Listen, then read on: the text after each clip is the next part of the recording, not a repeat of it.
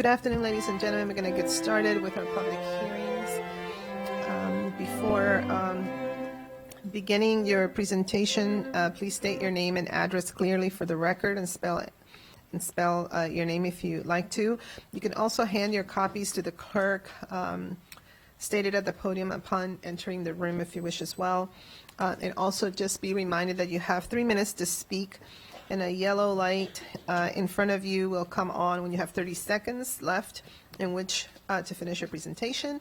And then a red light will come on when your time is up and will stay on should you run over. We're going to take things a little bit in different order as it had been requested. So we're going to start with item number 5, which is Bill 24-19, Landlord-Tenant Relations, Obligations of Landlord, Air Conditioning. This bill require a landlord to provide and maintain air conditioning service for rental housing located in the county during certain months, establish standards for air conditioning service provided by a landlord, and generally amend the law governing rental housing in the county. A Fed committee work session is tentatively scheduled for Monday, September 23rd. Persons wishing to submit additional material for the council's consideration should do so before the close of business on September 18th so that your views may be included in the material which staff will prepare for the committee's consideration. For this item, we have Matt Losak, Vicky Price, Nicola Whiteman. Please come forward to the testimony table. Yes, please. Is Mr. Losak here?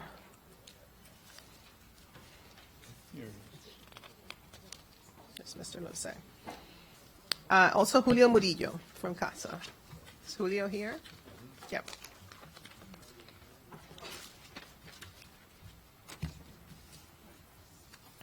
All right, we'll begin with Mr. Losak.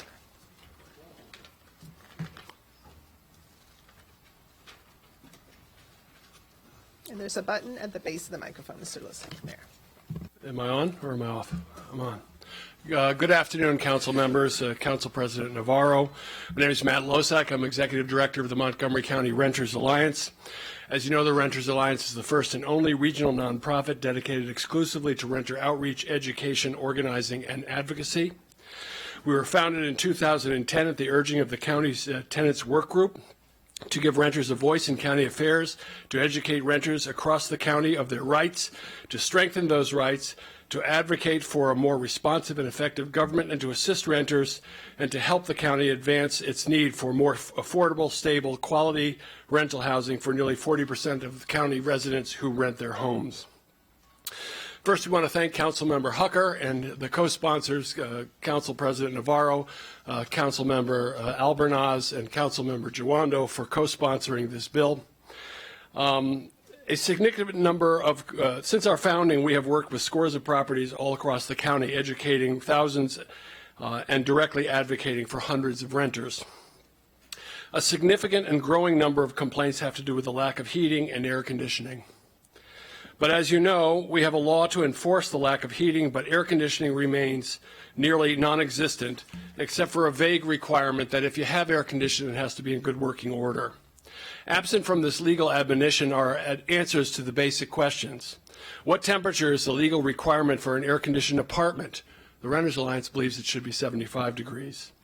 When should air conditioning systems be turned on, in May or during the first hot days?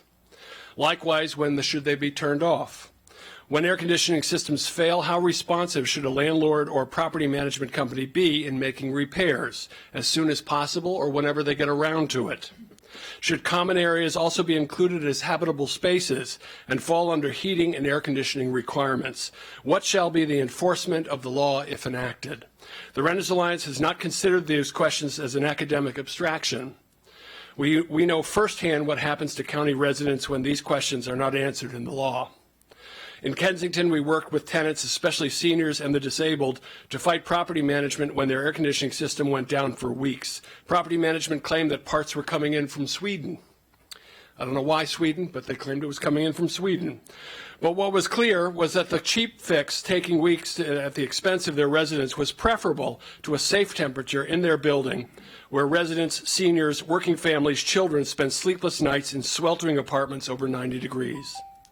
Through our efforts working with tenants and code, property management was eventually forced to supply temporary cooling with an outside generator. But that was only because residents' health were at risk and there was a risk of a lawsuit. At Charterhouse, faulty air conditioning systems and heating in the winter have led to medical emergencies as the management attention to repairs dragged on and temperatures soared. We have seen dozens of cases across properties across Montgomery County. We ask you to support this much-needed legislation. We understand it's not going to solve all problems, but it will solve one major problem in Montgomery County. Thank you very much. Ms. Vicki Price? Thank you. There's a button there at the base. There you go. Thank you. To the Honorable Montgomery County Council, my name is Victoria Price. Do I state my address at the moment? You don't need it. It should be on the what I've submitted. Thank you. I am a resident of the Charterhouse and board member of the Charterhouse Residents Council. I have resided there for almost 14 years. I have spent 11 years as corresponding secretary of the executive board and the past 2 years as advisory board community liaison to county, state, and if necessary, federal government offices and agencies. I am here today to testify on behalf of Councilmember Tom Hucker's proposed Bill 24-19, and my personal experiences in this senior citizen building are directly related to my favoring this legislation. Charterhouse is a 15-story building that was constructed in 1964. The infrastructure, and in particular the heating and cooling systems, experiences frequent breakdowns, sometimes for lengthy periods of time. The consequences of air conditioning failures are commensurate to a building that has no cooling at all. I'm certain that all of you can recall this terrible, lengthy heat wave that assaulted us this summer. These unseasonably elevated temperatures have been especially difficult this year for our seniors. It is also my sad duty to relate to you just how easily excessive heat can debilitate and even kill the elderly. Seniors and other individuals are especially vulnerable when they suffer from medical conditions. In early June 2009, 3 of our residents who suffered from heat exhaustion were transported to local hospitals. Their air conditioning had not been activated. Our first vice president contacted the owner's corporate office.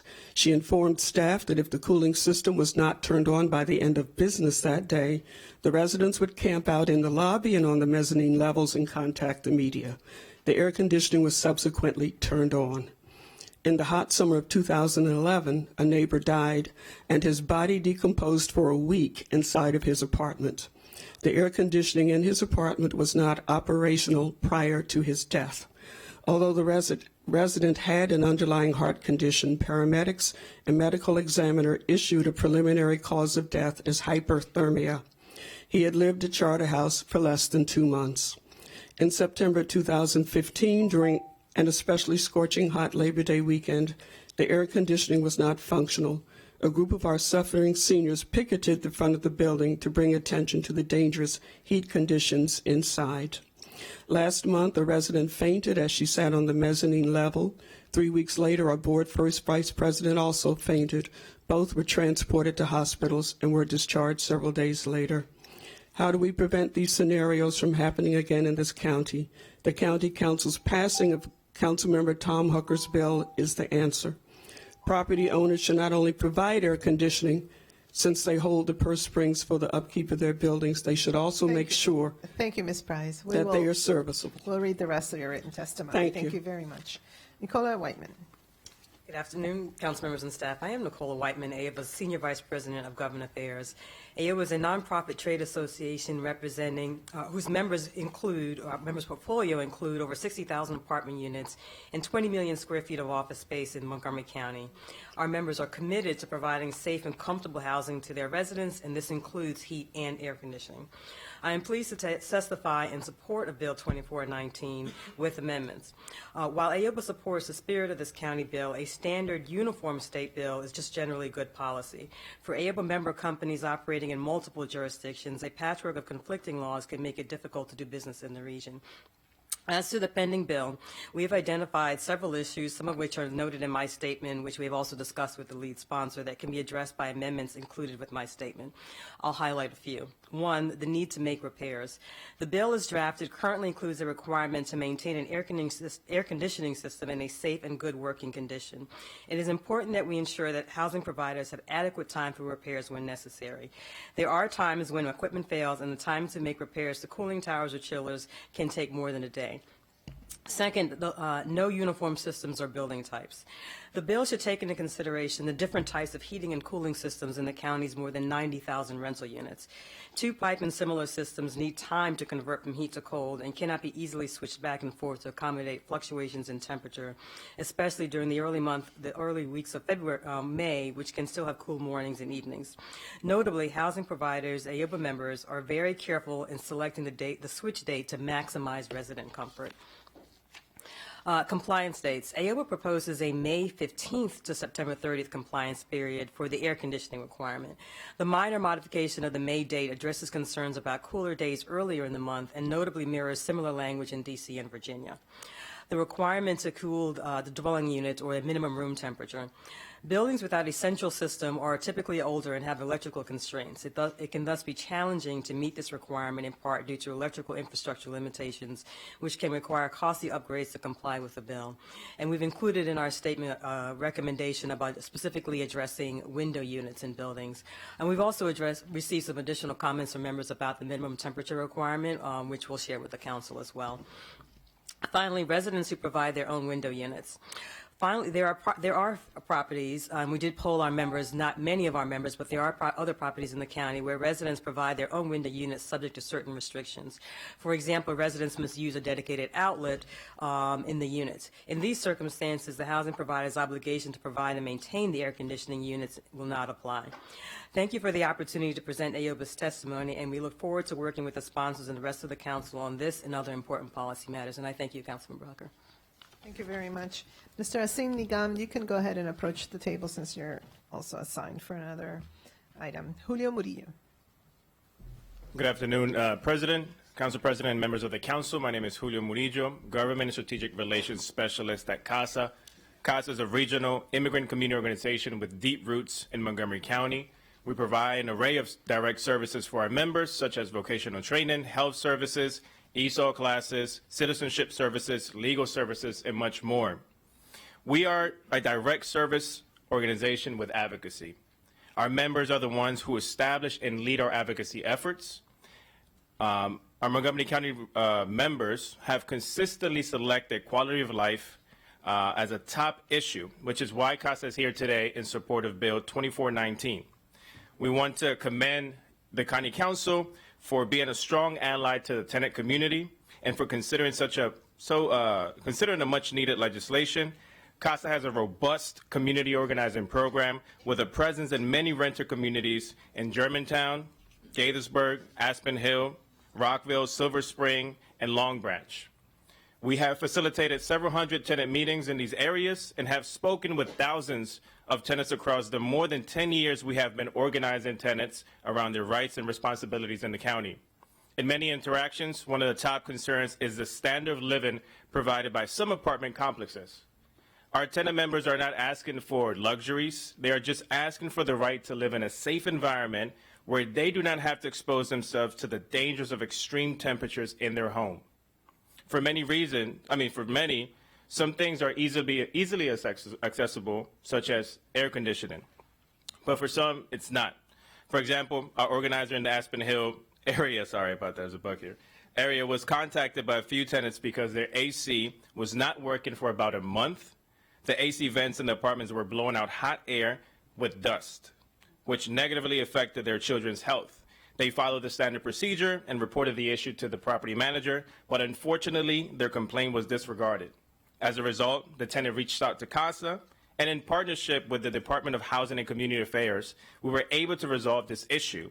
A similar situation happened this summer in Piney Branch, where the management company was not able to provide air conditioning to some tenants, and again, CASA, in partnership with DHCA, worked together to resolve this issue. In conclusion, as we continue to break high temperature records every summer, We need to ensure that vulnerable residents are protected. Bill 2419 will not address climate change, but it will help vulnerable residents mitigate its effects in the summertime and minimize the dangers of exposure to extreme heat. This is an important issue that some tenants have to deal with every summer, and we are grateful that this council is seeking to address this real issue with this common sense bill. We look forward to working with all of you to ensure that we pass Bill 2419. Thank you so much. Thank you very much. Okay, Mr. Nigam. Good afternoon, Council President and Council members. My name is Asim Nigam, Director of the Department of Housing and Community Affairs. It is a pleasure to be here on behalf of the County Executive in support Bill 2419, which amends Chapter 29, Landlord-Tenant Relations of the Montgomery County Code. I'm also going to testify on Bill 2219, so after this I can testify on that as well. I'm addressing you today at the conclusion of one of the hottest summers in local recorded history. This sobering fact makes the public purpose reflected in Bill 2419 particularly important at this time. The proposed bill expands landlord obligations to protect the health, safety, and welfare of tenants by requiring air conditioning in all rental housing from May 1st to September 30th. While all of us are impacted directly or indirectly by climate change, the hotter summer temperatures that become the new normal disproportionately impact the most vulnerable members of our community, the elderly, children, people with health issues, and individuals with limited economic resources. In the absence of this bill, landlords of rental properties providing air conditioning as an amenity are only responsible for ensuring that the cooling system is operational. Tenants living in properties without air conditioning often endure excessive heat in their rental unit or are forced to seek refuge elsewhere, depriving them of a safe home environment. In this time of increasing temperatures and oppressively humid summers, the county executive views this bill as a critical habitability requirement for rental housing amid an uncertain climate future. DSCS staff has identified two specific amendments that we believe will strengthen certain enforcement aspects of this bill. We are looking forward to discussing these proposed amendments in support of this timely and important legislation. Thank you.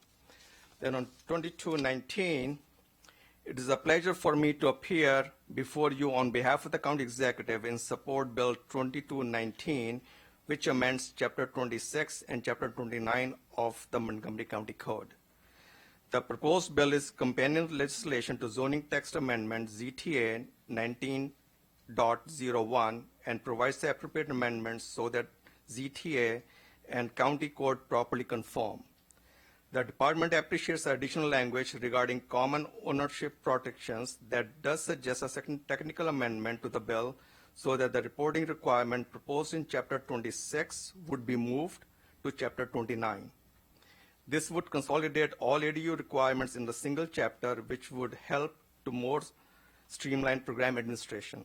We look forward to working with the council on this legislation. Thank you. Thank you. Councilmember Glass. Thank you, Madam President. Thank you all for your thoughtful testimony on this. I look forward to seeing the amendments that AOBA has presented. But Mr. Nadan, my question is the legislation calls for providing and maintaining air conditioning services for rental units, all rental units in Montgomery County. How many rental units are there in Montgomery County that currently do not have any air conditioning units? I'll have to ask my colleague. Can you please press the button on, can you please press the button on the base thing? Sorry. At this point, we may not have the right answer how many units do not have air conditioning. So we don't know. We don't know yet. Okay, Yeah. thank you. All right, thank you to the panel. We're going to now move on to, back to item 3. And item 3 is a public hearing on Bill 22-19, accessory dwelling units licensing requirements amendments. This bill will replace the phrase accessory apartment with accessory dwelling unit. Amend the standards for minimum ceiling heights for basements or cellars used for accessory dwelling. Amend the accessory dwelling unit licensing procedures concerning ownership and common ownership associations. Require information and notice concerning common ownership communities in the application. Require reporting by the executive of accessory dwelling unit problems and plan solutions. And generally amend the law governing accessory dwelling units and habitable space. A Fed committee work session is scheduled for Monday, September 16th. Persons wishing to submit additional material for the council's consideration should do so before the close of business today so that your views can be included in the material which staff will prepare for the committee's consideration. If you would like to follow the progress of a council bill, the council website has a subscribe function. Go to the council website and use the View Council Records and Legislative Updates link to learn how. For this item, we have Ms. Hesse Harris, Harriet Quinn, Edward Amatetti, John Potstis, and Susan Miles.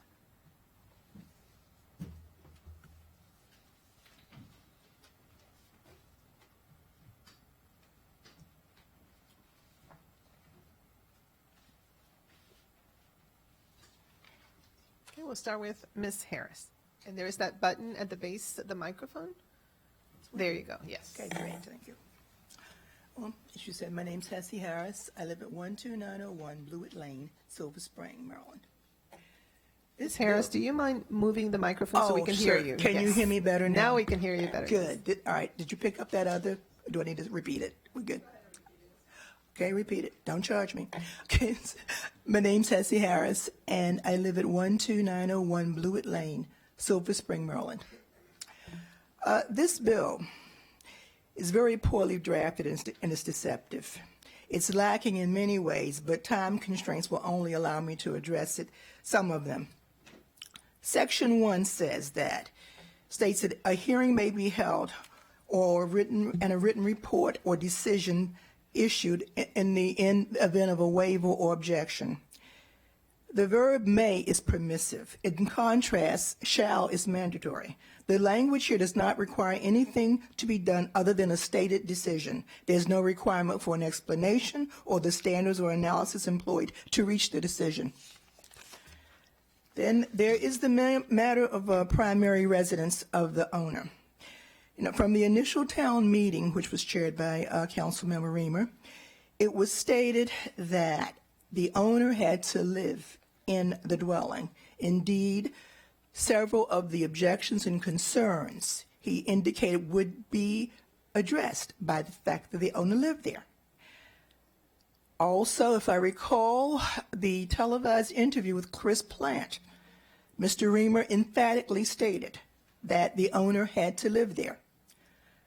Well, primary residency means that he does not have to live there. He can live somewhere else. And the evidence supposedly is of have these documents, income tax, driver's license, real estate bill. This is the basis for a ruse that has been tried and exposed several times. Someone wants to live at site A, but they get the documents for site B. Now, there is no penalty or sanction here if the owner is found to be untruthful. Hence, that means the council has issued its responsibilities at law with regard to occupancy. Moving right along.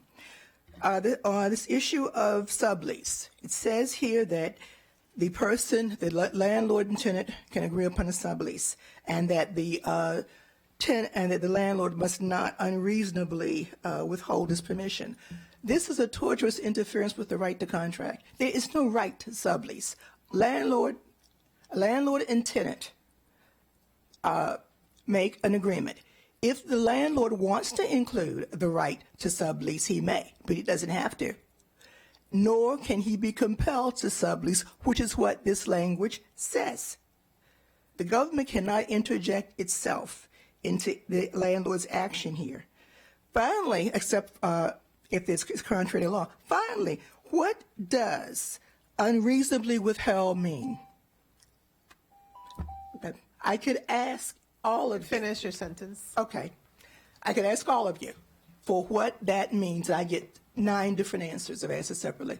If I ask the people back here, I get a multiple number of answers. The point is it's a void for vagueness. Thank you for letting me finish, Madam Chairman. Thank you, Ms. Harris.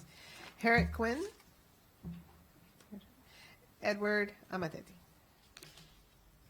Thank you. How are you all? I'm Ed Amatetti. I'm president of the Montgomery County Taxpayers League. The Taxpayers League shares the Council's deep concern for affordable housing. It is one of our organization's top priorities, and we want to see the county get it right. Therefore, we recommend that the Council hold off on this proposed amendment. There is ample evidence that it's not the right approach as it is written. Based on experiences of other jurisdictions, the proposal cannot be expected to achieve its objective of increasing affordable housing unless accompanied by financial incentives such as a county loan program or vouchers for low-income residents. Even with these financial incentives, the evidence is decidedly mixed without other remedies. A 2018 study by the University of Massachusetts of ADUs constructed in California over a 15-year period found no units marketed as low-income housing, and that ADUs did increase inventory, but ADUs as low-income housing remained a paper calculation. Another study in Portland by ADU Academy, started by an ADU advocate, found that although nearly 20% of ADUs were free of rent, 80% of rentals were near or higher than market rate, and the overall average was not cheaper, meaning ADUs codified the construction of living space for friends and families, but did nothing to increase the overall stock of affordable housing for low-income people. The San Francisco experience does show some lower ADU rents, but the city offers low and no interest loans, small grants, forgivable construction loans, technical assistance, and property management support, none of which is included in your proposal. This doesn't mean we give up on affordable housing, but we can't keep getting things wrong. It simply asks us to pursue other more cost-effective and less disruptive measures, such as expanding publicly funded vouchers, using local and federal funding to directly help people need housing without disrupting neighborhoods, or providing direct financial incentives to developers. Let us also open ourselves to such long-term solutions as real, comprehensive transit and road planning instead of dopey, piecemeal, ineffective measures such as bus rapid transit. This will allow us to build more multifamily dwellings far into the future and would reduce the cost, reducing the cost of school construction, which has gotten totally out of control. High-cost schools means fewer classrooms, development moratoriums, and less affordable housing stock. You can see how it's all connected. When assessing the potential strategies, let's start to really quantify objectives, benefits expected to be realized, address all associated costs and potential impacts instead of covering them up, and compare the relative cost effectiveness. This level of analysis is consistent with your pending Council Bill 1019, requiring an economic impact statement. May I finish this sentence? Thank you. Sorry. Please.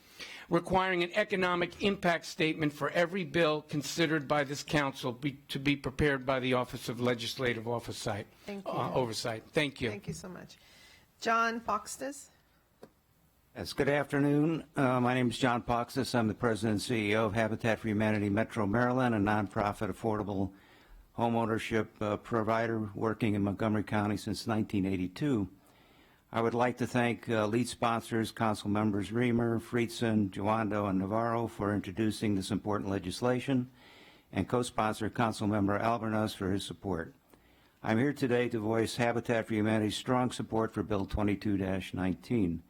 Habitat for Humanity Metro Maryland has worked in Montgomery County for 37 years, providing opportunities for low-income families to purchase homes in otherwise unaffordable market and providing critical health and safety repairs to families struggling to maintain their homes.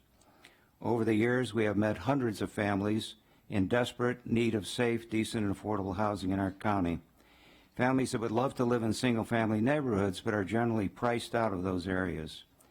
We have also met hundreds of low-income homeowners who would greatly benefit from a second income stream that would come from an accessory dwelling unit.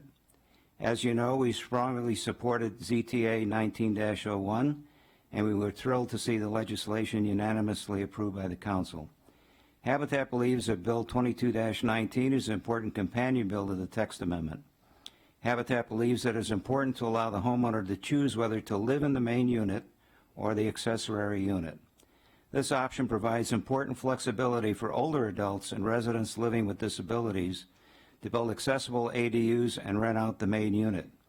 It also allows owners to downsize into a smaller unit while renting out the main house to a family that could otherwise not afford to purchase a home and live in that neighborhood.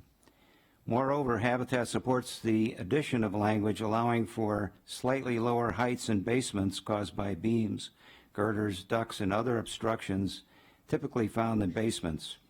We believe this allowance drastically reduces the cost and increases feasibility on converting basements without dramatically changing the livability of the space. Lastly, Habitat hopes the council will consider a grace period for current homeowners or owners of illegal apartments to convert and license their accessory units. We hope that this will encourage owners to comply with county licensing laws, which means the units will be inspected for compliance and safety. We appreciate the council's dedication to supporting housing that is affordable. Thank you for your time and consideration. Thank you. Is Susan Miles here? No? Okay, we are finished with this group. Group B, Gail Wise and Mickey Fritkin.